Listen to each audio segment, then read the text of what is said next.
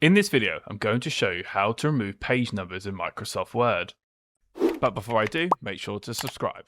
So here I've got a document with 3 pages and I've got page 1, page 2 and page 3, but I want to remove all the page numbers. Go to Insert at the top of the ribbon, and then now we're going to select Page Numbers. Here we're going to remove page numbers, and just like that, the page numbers have now been removed. However, what if you want to remove the page number from the first page, but keep the other 2? We can do this. Double click the footer, and we're going to select different first page. That's been removed, but these 2 have stayed the same. However, as you can see, it says page 2 and page 3. So we've got to make some changes. In order for page 2 to show page 1, we've got to double select the footer on page 2, select page numbers, and now we're going to select format page numbers. We're going to start at, but instead of starting at 1, because this believes this is 1, 2, and 3, we're going to start at 0, 0, 1, and 2.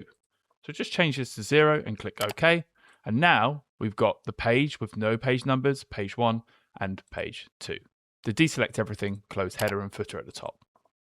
If this video has helped you, click like, subscribe, and hit that notification bell. And if you want to learn more about inserting page numbers, removing page numbers, or remove a page number from a specific page in the middle of your document, then visit my website at www.wordmadeeasy.org. The link is in the description below.